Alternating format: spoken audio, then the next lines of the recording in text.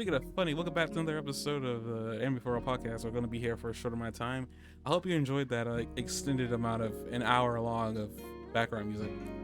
Um, I started thinking I'd do that a lot, not even on purpose, with the Spirit Magic Helmet here.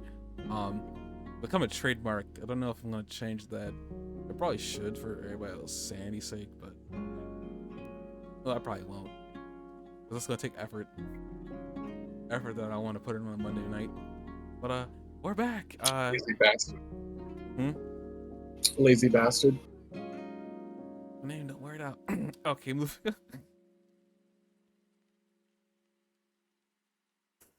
But title of the video speaks for itself. Isekai'd. Now, I had an idea for something. I don't think we're gonna be able to do it, which is fine because it wasn't exactly the idea I wanted to go with. But basically, for anybody who wants to know what Isekai is, and just to refresh my friend over here, basically the idea is you get teleported into another world. Now, I said to you that you die and that happens to you. That's not the case every time. For some strange reason, it's now become where you just kind of get teleported, and it just happens. Like, it just happens randomly. You could either be, for the most part, is you die, and then you get reincarnated. But in some cases, you might just fall through a portal for some really unknown reason, and you land in another world. I've been watching some anime like over the course of a couple of years that kind of just had this idea, implanted in where the main character, either finds himself with a rune or something like that gets him teleported to a pretty much almost like an RPG like fantasy world, and this person lived their life out there from the start to the end of the series. Though for a lot of the anime I've watched of this, a lot of it they never get to the end of the I guess the main source material. They never go past, and they never animate the entire thing. I don't know why that happens a lot, but it just happens a lot where I guess you kind of just have to read the light novel or read the manga. But Isekai just kind of just been on my mind for a little bit, mainly because I know like Shield Hero coming back for season 4, and I'm really looking forward to that. And that's an Isekai. But I'm pretty sure, like, you might have seen maybe 1 or 2 isekais in your time, but I guess what I wanted to think about was like, if you died, like, is there like a fantasy world that you have loved to teleport in just to live out, your second life in? I was thinking about that. A lot of the worlds that I could think of, shit. Like, I would absolutely not want to go to My Hero Academia's world. I don't know. Right?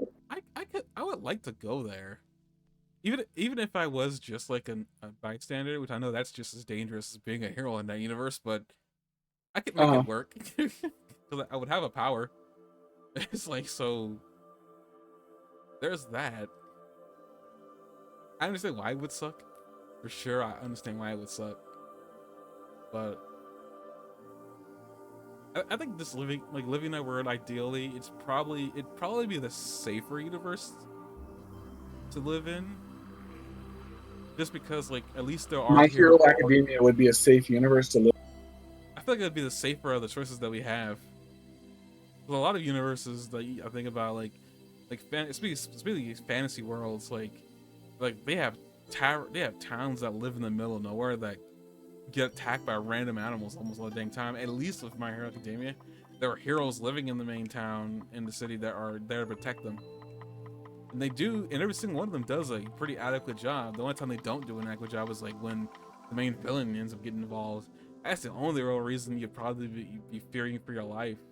Even that being said, like, they kind of take care of their civilians really well. I think they probably had very few deaths compared to Dragon Ball Z.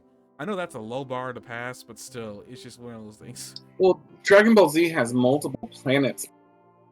Can't one planet showed safety to Dragon Ball.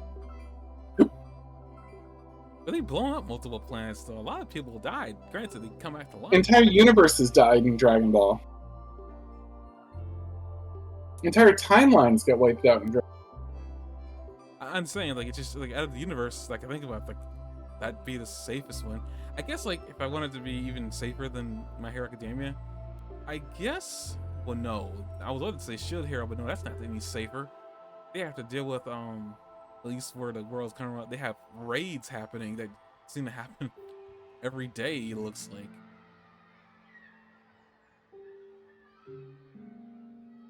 I guess another, like, if you had to be Isekai'd, you had to be aware of that. You know, no place would really be safe. I guess that's another thing too. I want to bring up. I guess also another little caveat to the Isekai thing. For the most part, when these people do get, you know, teleported to another universe, they typically are given powers that help them survive. I guess that there's also that little caveat. Like maybe the world you get teleported in gives you abilities to survive, at least yourself. Yeah, it'd be a horrible existence running away from things trying to kill you, but as long as like maybe like it'd be interesting to have like an anime where like I got isekai'd into a different universe as a sage, but I decided to live alone in a cave someplace. I know like that's a long name, but isekais have a really long name for some reason, so I kind of fulfilled that requirement. Just like lived. I mean, there's some like there's an anime where a girl got teleported to a universe, and what she did was she just trained off of slimes for 100 years. 100 years. You just had 100. Yes, she apparently trained off of slimes for 100. I didn't watch it, but you know, people don't live for 100 years, right? That was an anime. She got teleported to a different universe. I'm guessing lives just. I'm guessing like the way time flows over there flows differently. Well, that's what the title of the anime said. She trained for 100 years off of slime. Okay, again, people don't live for 100 years. Why did she live for 100 years? I don't know. I didn't watch the show. I only know the name. I only know the show by the title. And it wasn't like she did that in the real world. She just died in the real world and got brought back to life in a universe. I suspect that time flows differently. Yeah. That's the only thing I would suspect. I don't know if she's like the hero of legend or where, like, it doesn't sound like they have a hero legend in that show as far as I didn't really look too deep into it. I probably wants to go and watch that one day, and I may at some point. We also have another anime where a guy got reincarnated with an overpowered cheat skill. Didn't watch that, but I was like, huh, interesting. I think there's a show called Redo Healer. In that one, the main character is like a healer, uses his healing abilities to fight. I don't know how that works. I really don't know how that works, but apparently that's one of them. Like there's a lot of these, you know, a lot of these manga, a lot of these, you know, ideas that they have that it's just like it doesn't have to necessarily be you're stuck in another universe and you're like a normal human. You could easily have been reincarnated into a different class. But I mean, don't you think that typically is the question like, do you want to be a superhero in some universe? Question you want. No, I mean the question was just like, if like, was there a universe you would want to get, you know, reincarnated into? I figured that you would also lean into like making it so that at least you could survive. At least that way you don't die another horrendous death. You're gonna laugh at me. What about the Chobits universe? Are you familiar with Chobit? Sorry, what? Are you familiar with the show Chobits? I've heard the name. That's a pretty good universe. It's basically Japan, and it's a school show where like the character like doesn't have a ton of money and he goes to school. Everybody's pretty nice in Chobits, and everything is pretty orderly, and there's basically these cyborg things that people can own that can do anything for you. Like they're there to serve you, and they're just robots that are pushing the line to be indistinguishable from human beings. But they're just there to serve you, and they kind of like they're in their place for the most part. And that's it. And that seems like kind of like our world, except everybody seems generally happy and successful, not wealthy or like you're out of your mind. But you know, and then there's robots that do a lot. That's the only difference, other than the fact that generally happy and healthy and doing okay. So that seems like a pretty harmonious world. I wouldn't.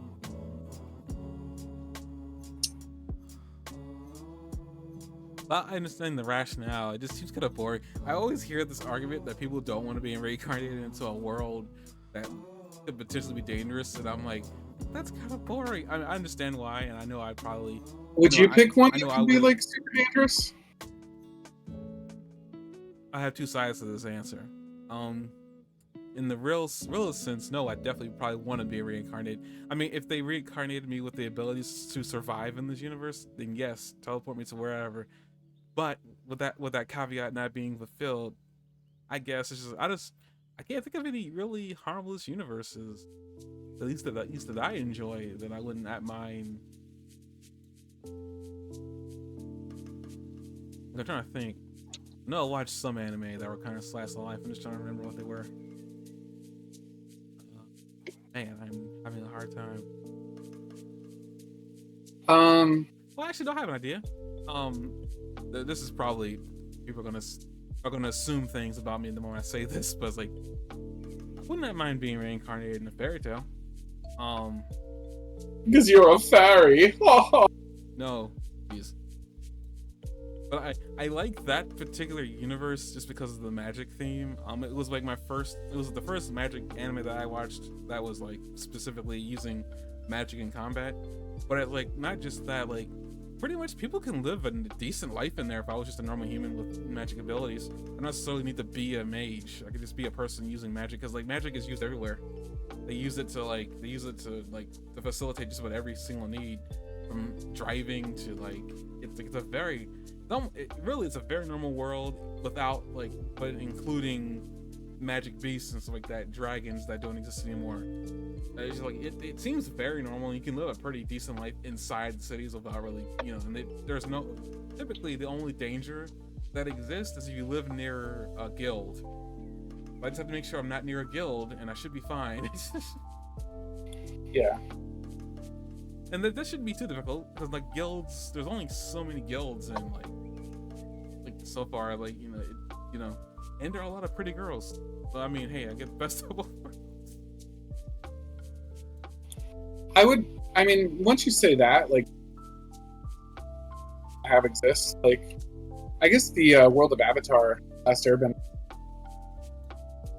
Okay, we gotta be specific.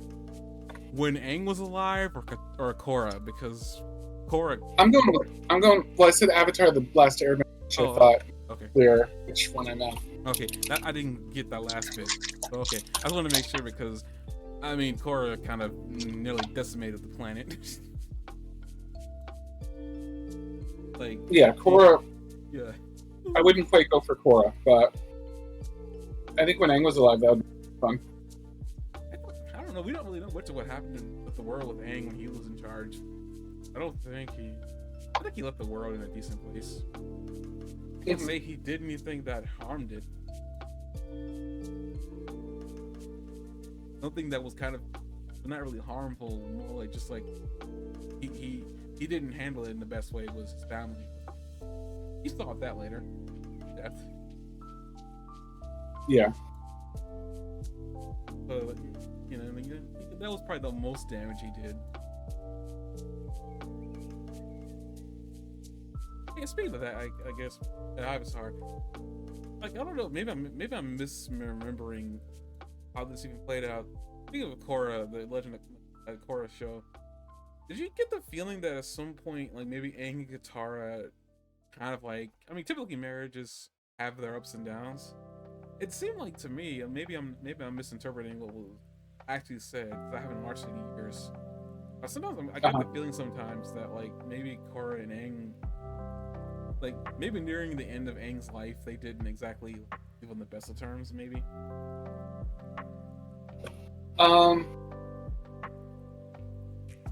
It's an interesting theory. I don't know if it's really a theory. I just maybe I'm misremembering things, but I don't know. It's just like they never, as far as I know, I don't think they spoke much of Katara during that show. It was more just about Aang. understandably so, it was about Aang, but like I don't think they. I think the only person that may have spoke of their mother might have been the daughter, maybe. I could be completely wrong. But I don't think Katara was. Look, what about the daughter? I'm sorry. No, I think like Tenzin's sister. I don't think they brought up Katara a lot or talked about her at all during when she was alive. She wasn't alive during. Well, no, she was alive. No, she was. No, I want to talk about. Katara was alive. I don't know why I'm misremembering that. Yeah, they didn't have to speak much of Katara because Katara was alive. I wonder where I got the idea that they didn't in the best of terms. I don't know. I don't know any lore that would. Maybe I'm misremembering, or maybe I'm implanting Toph's baggage on top of that. Maybe that's what I'm doing. Yeah, Toph's kids were rough. Who did Toph end up? Why can't I remember? They never said who Toph married, or did it with, because they never did. I think her children are like I feel like they have different dads. I think. I could be completely wrong about that. In fact, I'm gonna look that up before I sound like an idiot.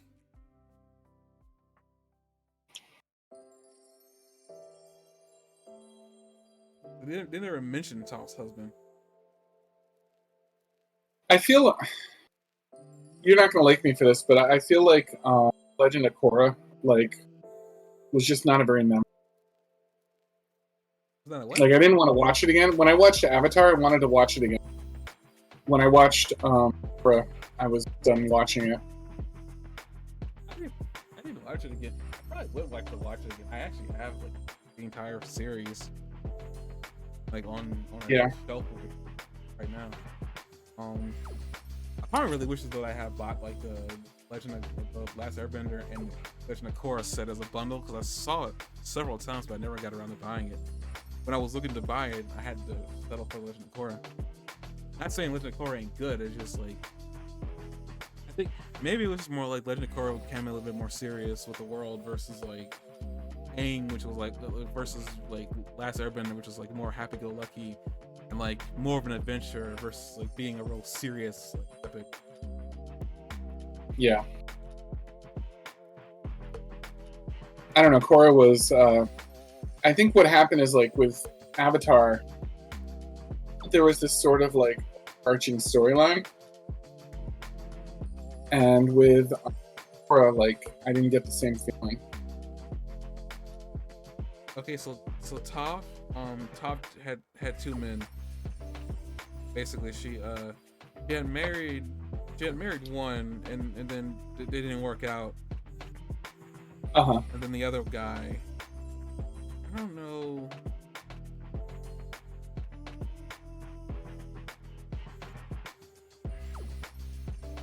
Weird. Some people are saying the second daughter's father could have been. This is a theory, so this isn't really true.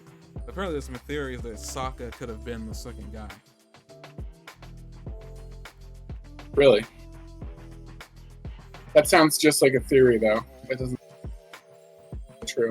But we never find out who Sokka's kids are. That's a big thing. I don't think Sokka ever had kids. As far as I know, he never said he was married at any point. Yeah. But I always thought he was into that. You know that island where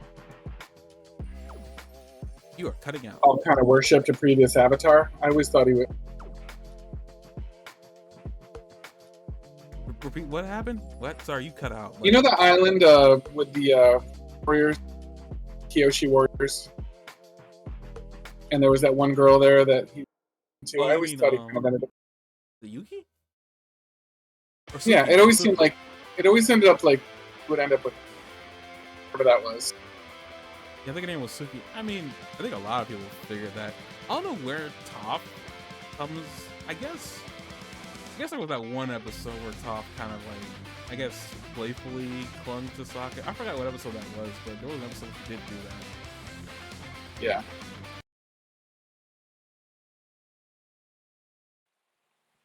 But I don't know if Sokka would have seen her as a marital, as a potential girlfriend. But maybe he would have. I don't know. Toph. Toph was so much younger than him. It would have been creepy if he wasn't. Like, Sokka had problems with like. Sokka had like he had his own issues. I mean, feeling inferior to a group of people who had superpowers and he didn't. I guess I want to talk about that really quick. Like, while it's cool that he didn't, but I always had this theory when the first episode showed up that he was going to be able to waterbend at some point in the show, but then it never came to fruition, and they gave him that sword. I'm like, okay, so he was just never going to be a waterbender for some strange reason. Like, it just seemed kind of weird. Now I understood that not everybody was going to be a bender. You know, even if you were born in a village where waterbending was a thing, not everybody was going to be a bender. They kind of cemented that from the very first episode. But I just always thought that because, you know, Sokka was the older sister of Katara, older brother of Katara, that he was going to get bending at some point. It just never happened.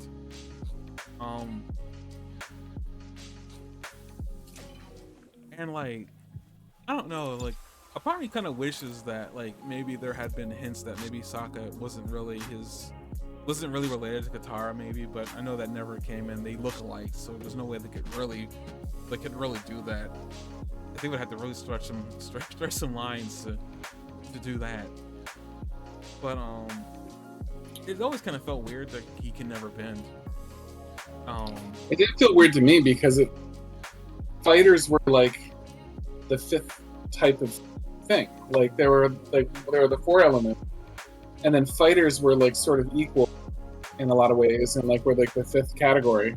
Fighters never really made that much of an impact, or even really got shown up that much. Not until like beyond season 1.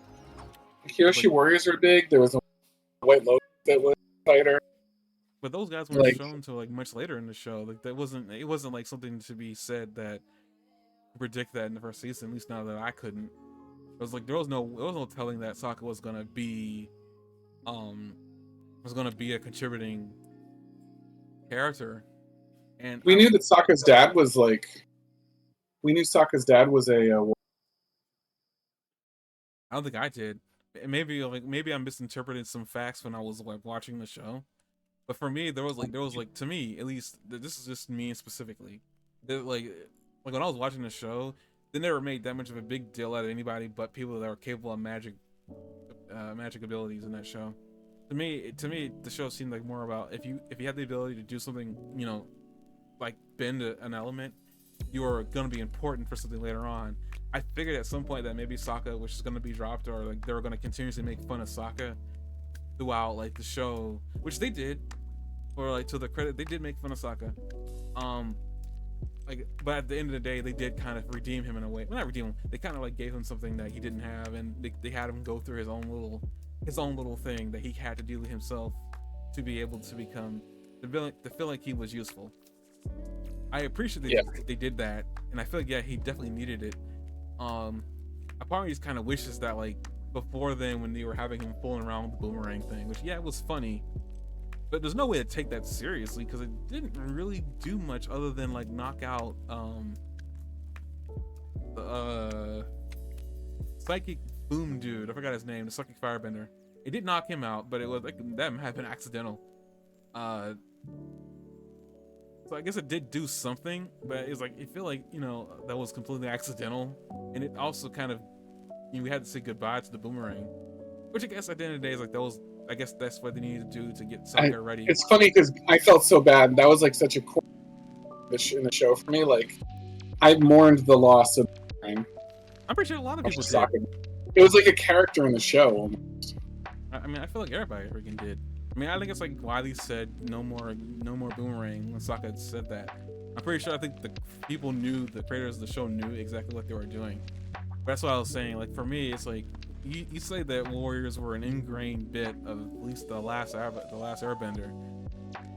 I could argue back and forth with that, but I'm not gonna stand on a foot saying that they weren't. It just, for me, they didn't seem all that important. They may have been there in the background, but they didn't really seem all that important. I mean, the White Lotus, for the most part, is made of people who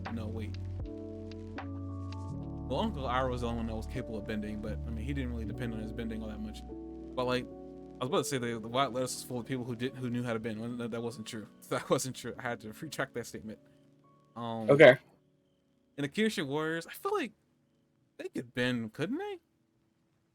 Kyoshi Warriors? No, there was no benders. I feel like they could bend. Maybe it's because of Kyoshi. But I mean, with that being said, like, it didn't, to me, at least with the way that they weren't being really transparent that I could see that the Warriors were going to be important. Yeah. It really wasn't until the White Lotus came into being third season that, like, okay, I was like, oh, okay, so these people are important. They're gonna do something. I mean, even chi blocking, with that crazy girl, I think Ty Lee, even with chi blocking, which they introduced second season, I think. While it was cool that she could dismantle, well, not dismantle, but she could like block chi of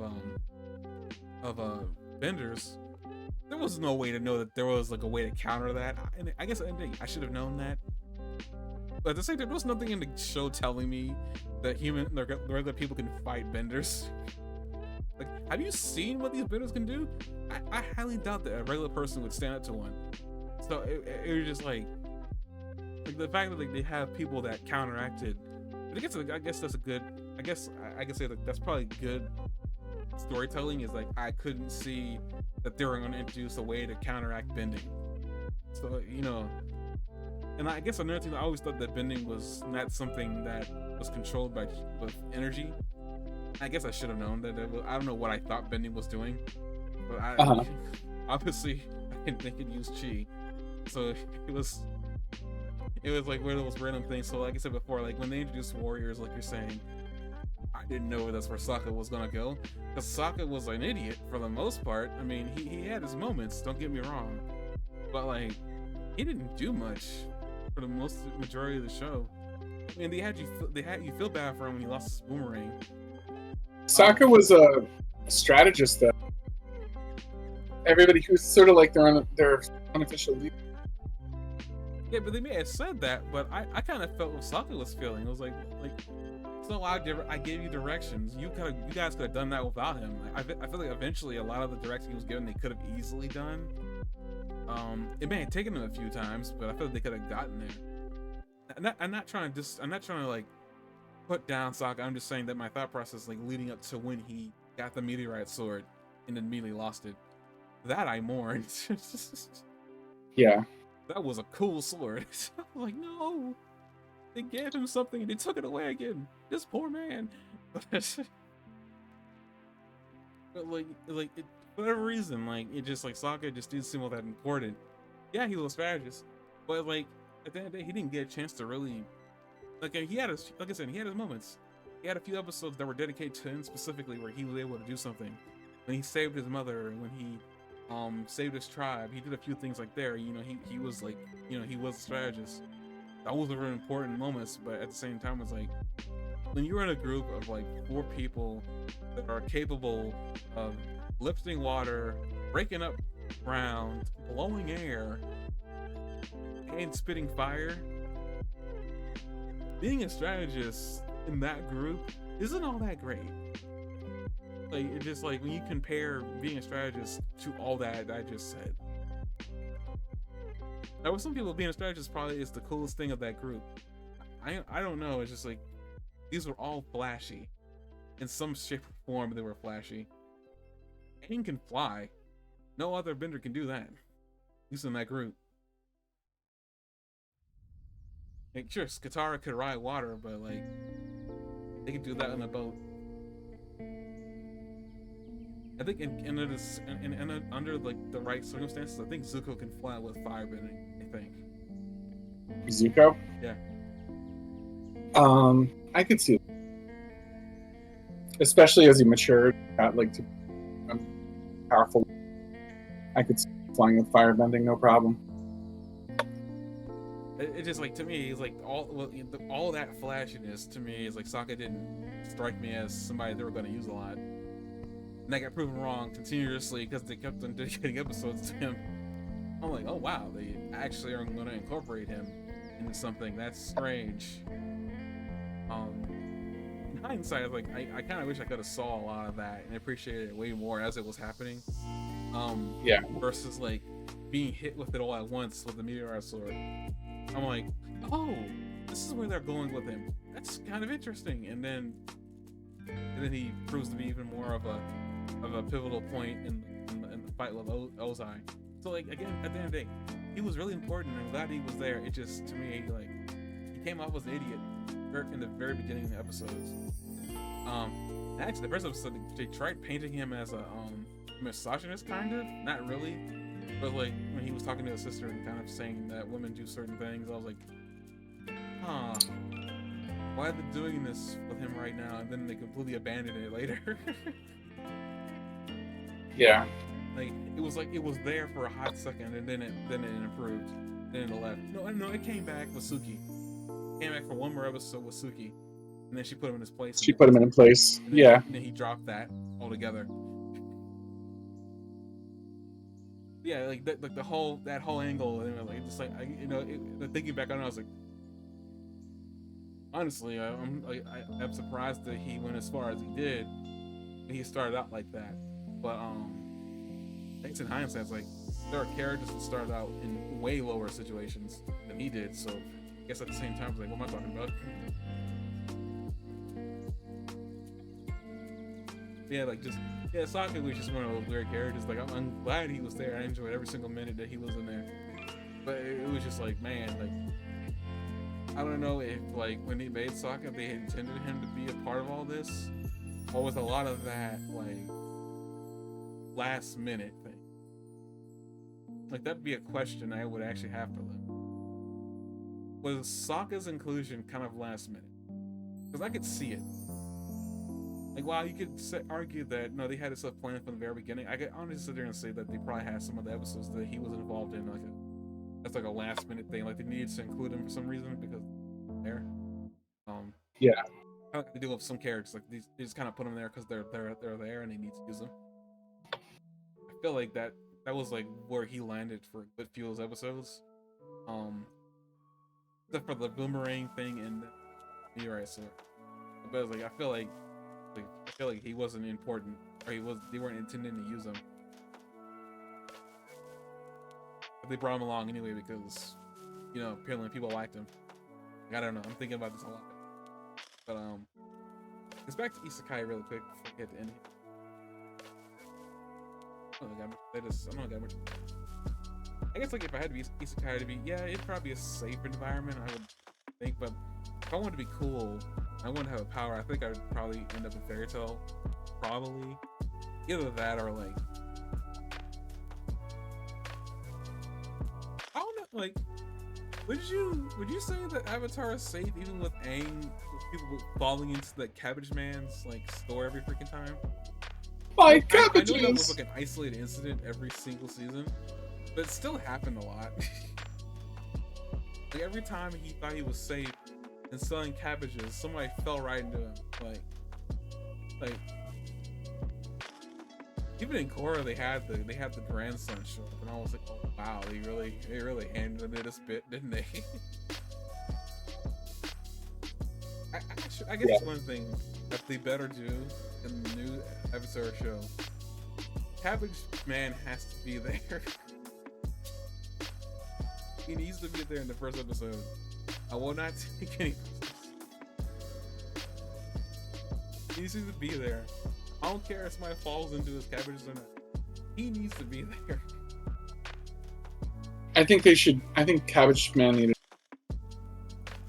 What? I think the Cabbage Guy needs his own show. I don't know if he's fun enough for his own show. Like, I don't know if he's fun enough for his own show. I would watch 500 hours of Cabbage Man. I don't know if he's good enough for 5 hours. I like the moments he's included, and that's as much as I need of him. Because it just seems so random when he shows up. He's in places that you think he shouldn't be, and it's like, what is he doing here? Right. It's like, why is he here? Where did he come from? Mourning the loss of his precious cabbages. What do you? well, they were fine before they fell into him. Like, he's always seems to be nearby when something crazy's about to happen. It's like, how does he end up in these situations so consistently? Like, he should know better by this point. Anytime he's near the Avatar group, he's gonna have his cabbage stone knocked over. Cabbages, like, so synonymous with my leg. Or Teenage Mutant Ninja Turtles. My toe, my toe. Oh, that's. That brought you back. No, I don't really remember that, but I found that funny. Remember that? No, I really don't. I don't remember. I know I watched the show as a kid. I just don't remember a lot. I know I watched it. There's no way I didn't. But Oh, then again, I have a lot of phases as a kid. There was my Dragon Ball phase. There was my aforementioned Power Rangers phase. Boy, that lasted for a long time. Really? Yeah, I couldn't do Power Rangers. I knew people that liked them. I liked them. I thought the whole entire show was cool. No, I was about to say I could be Isekai'd in that. No, there's so many exploding buildings in that universe. And random giant robots that seem to just be hiding in mountaintops. I don't understand some of the geography in this show. Like, they got Dragon Zord in the water. I think there was like one time in one of the versions of the show where one of the robots was like a mountain that apparently was just a hologram or something like that, and then it unwrapped to show that it was an actual living, breathing like animal, and it came running out. It was a bunch of shows that kind of did some interesting things. Okay. Yeah, living in that universe, I don't know, but like I don't think there's any show, maybe SPD, but even that's dangerous. I don't think there's any Power Rangers universe I would say to be safe to live in. Being I mean, nobody dies, which is the interesting thing. So I guess that's probably the safest you could be. Is like you would never die. You just be in mortal danger the entire time you exist in the universe. Yeah. Until like the villain was defeated. Like then you can live on for however how long before another villain shows up. No, actually, you probably wouldn't want to live in the one with Rita Repulsa and Lord Zed in it, because like that's dangerous. They never kill him. And I think they never kill you. Ruined the whole series for me. Now I'm not gonna. We're never gonna watch it to begin with. Like Lord Zed just gets like either. Oh, does he? Hold up.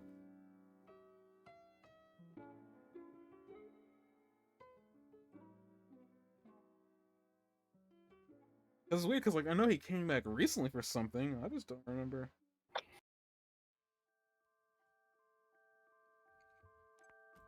The whole thing with him is that he's the one that, destroyed the Power Rangers' abilities first.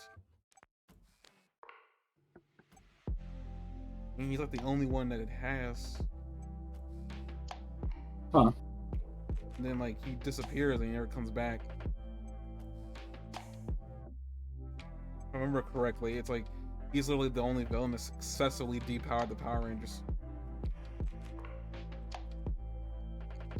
Obviously because they want to keep selling their toys and making new series, but it's like I know he doesn't. I couldn't find anything, so I think he is still living. He never dies. But like I guess because it's a kids show. They destroy a lot of villains. Like there's a few villains that just die. I mean, they don't outright say it. You just say they destroy or whatever. They destroy a lot of villains. It's just he's the only one that never did. Either the villain was related to the main character in a way, the main Red Ranger, in a way. Like there was like one where the villain was the sister of the Red Ranger who got corrupted somehow. There's one where some guy experimented on himself with dinosaur DNA and it becoming a monster, and then they separated him and destroyed the evil entity that was living inside of him. There's some magical beings that are evil and they get rid of them. So there's a few instances that they kill him. It's just like Zed's the only one that not only depowered them but got away, and he didn't come back until, what I understand, came back maybe 3 years ago, something like that in the show, and I don't know what happened to him there because I couldn't find anything about him being dead. I suspect he got away again. That's funny. Like if he did, that'd be, as you said, that would be funny. I didn't really watch it because I knew that there was a Power Ranger show that I was watching, but I fell out of, basically, and I haven't went back to watch it since. But I know he was supposed to make a comeback, which is what caught my attention. But then I didn't get to that point. But from what I understand, he does show up in there. It's either him or his son, because I think it's either Zed or Zed Jr. I forget which one it is. But like, yeah, he needs to come back at some point, and like apparently he's said to be really dangerous and really strong, and the original Power Rangers couldn't even defeat him. They really built him up. Basically, it's just like there was just one guy that they just could never defeat. But it's kind of one of those. It's kind of one of those weird things. Like I almost feel like it was like, what would they do if they got rid of Zed? Because I mean, Zed has always been in the back of my mind as somebody who just they didn't destroy. He was out there. He's in space. So the fact that you used him again is kind of shocking. Like they pulled that suit out of retirement. But basically, like I mean, in that, all that to say, living in that universe is probably maybe safe. Because nobody really dies unless you're the villain, or Zed, or freaking Zed. But like no one really dies. You get hurt a lot from debris. As long as you stay away from like the main fighting area, which you can definitely see where the main fighting area is, because every episode the monster shows up and people get turned into things, into like casualties, and casualty is just more like they get turned into a cocoon or something like that. They don't really get hurt. And if you get eaten by the monster, the Rangers save you anyway. That's the other thing too. When they kill the monster, everything goes back to normal.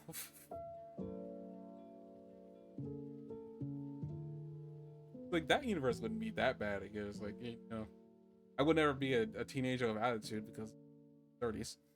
But hey, at least Power Rangers saving the day.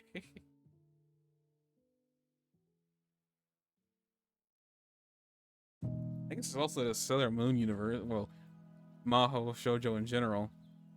Nobody dies in there. Again, unless you're the villain. Wait. No, yeah, they kill the villains. I guess a lot of those like very It's 11:15. I said 11:15 to 11:20. We can make it happen now. So yeah, I guess like there are some universes that could be safe, but there is a caveat that you just have to avoid a lot of the fighting, which again shouldn't be that difficult because like they're broad, like it's like they're fighting out in the open, so like, you should be easily able to avoid the fighting. Yeah. Like I guess those universes would be safe to live in. But I'm gonna stick with fairy tale is mainly because like at least the world seems normal enough, and the only thing that's out of normal is just like mages doing quests and then creatures all around, like when dragons, stuff like that. But they don't like the dragons like that. They live off in their own areas. They don't really, unless there's a reason for them to come over into major municipalities. They leave people mostly alone.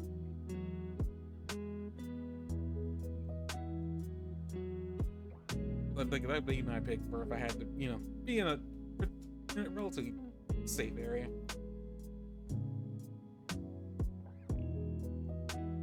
Because I was gonna pick something from the Marvel universe, but yeah, there's no way. No. Definitely not the DC universe. Like there are too many exploding buildings. They're exploding buildings for days and days. And like not even talking about that, just like the consistent, like imagine he's living in the universe near Flash and he does a flash point. You're like, what happened? And now you don't exist. or that. Like there's too too many explosions, too many people becoming superheroes. Just like there is too much happening in either Marvel and DC that's like, I don't know how people survive. I don't even know how people procreate. How does this happen? Like just too much going on that I honestly don't think you would be able to live. But with that being said, I guess we bounce back and forth from Isekai'd to random gibberish, which is the brand for this one. We'll see guys. See you guys in 2 weeks for we talk about next. I did say that it was a trailer for My Hero Academia. I didn't watch it because I want to kind of just wait to watch the anime. I don't know that it was a release date in it. I probably had to have a look at it later just to see. I guess I'll find out eventually. Maybe I'll look it up to see when it's coming back. So we'll have that to look forward to. Not sure how long that's gonna be. Maybe I can look it up right now.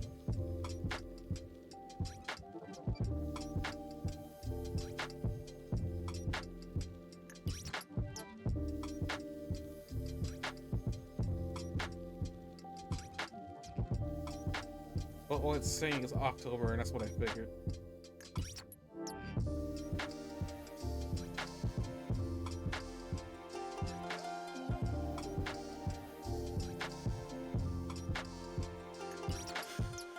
Yeah, that's all it's saying is October, so guess we'll keep that month in mind. Guess finishing My Hero Academia. I guess with that, I'm gonna say goodnight, everybody, and in 2 weeks. Sounds good. See you, everybody.